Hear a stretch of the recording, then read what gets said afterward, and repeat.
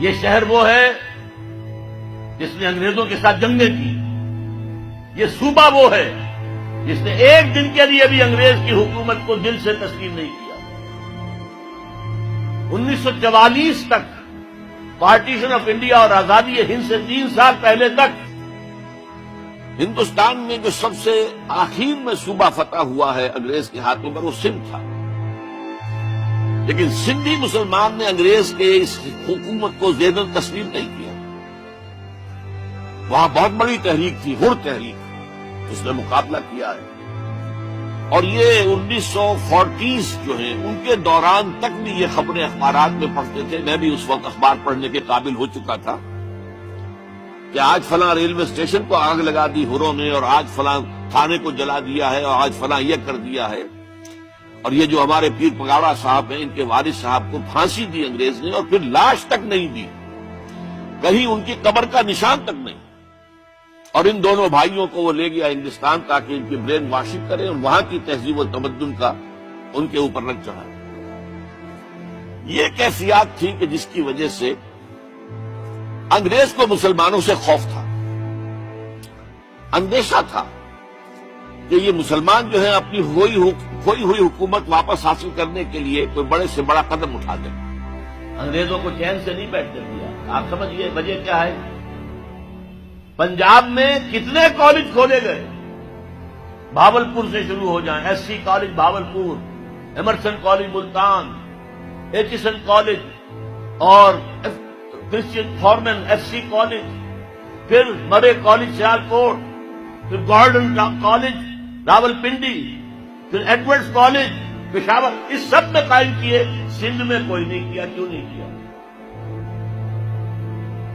کبھی سوچا آپ نے؟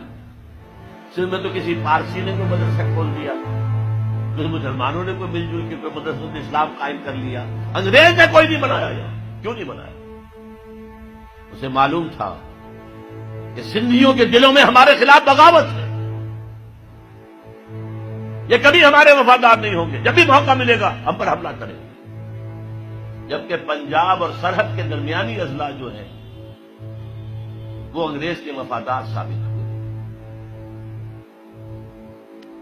پنجاب کی فوج تھی جس نے کہ 1857 میں دلی جو انگریز کے ہاتھ سے نکل گیا تھا دوبارہ لے کر دی ہے، پتہ کر کے دیے۔ پنجابی تھے، وہ مسلمان تھے، سکھ بھی تھے، مسلمان بھی تھے۔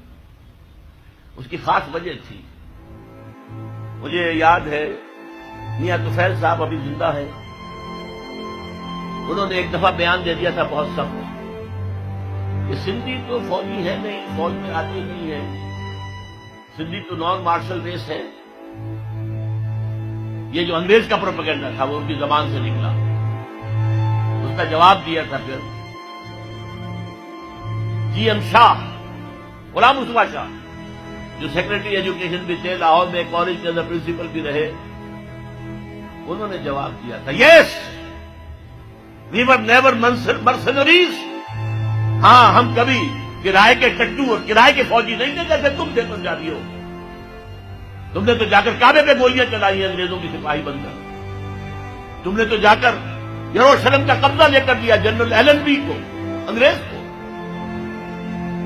یہ سندھ ہے جس میں میں بات کر رہا ہوں، یہ سندھ ہے جہاں خاکسار تحریک بھی بڑی زبردست، تالپور برادران اس خاکسار تحریک کے بہت نمایاں کارکن تھے۔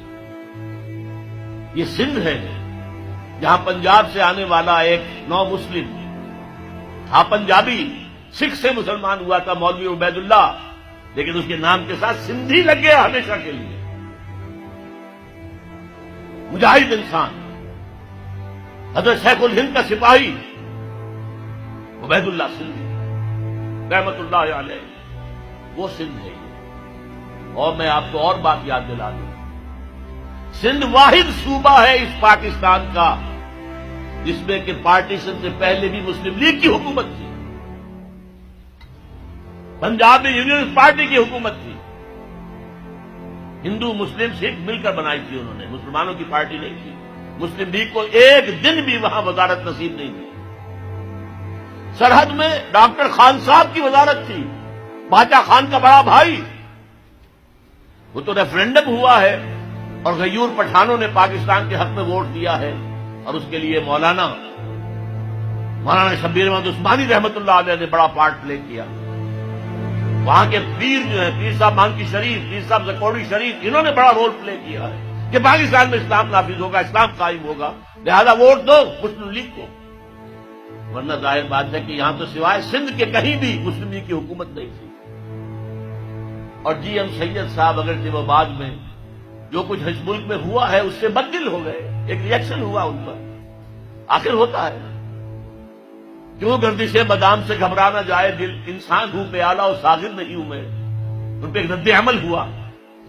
ورنہ وہی تھے جنہوں نے 1943 میں کہا تھا، اے مائنورٹی پروونسز کے مسلمانوں، ہمیں یہاں ہندوؤں نے دبایا ہوا ہے، ہماری زمینیں جو ہیں ان کے پاس گروی رکھی ہوئی ہیں، سارا کاروبار ان کے پاس ہے، خدا کے لیے ہمیں یہ فن نہیں آتا، آؤ تم یہاں۔ ابھی پارٹیشن کا کوئی سوال نہیں ہے، میں 43 کی بات کر رہا ہوں، آؤ سندھ کے اندر تاکہ یہاں پر تم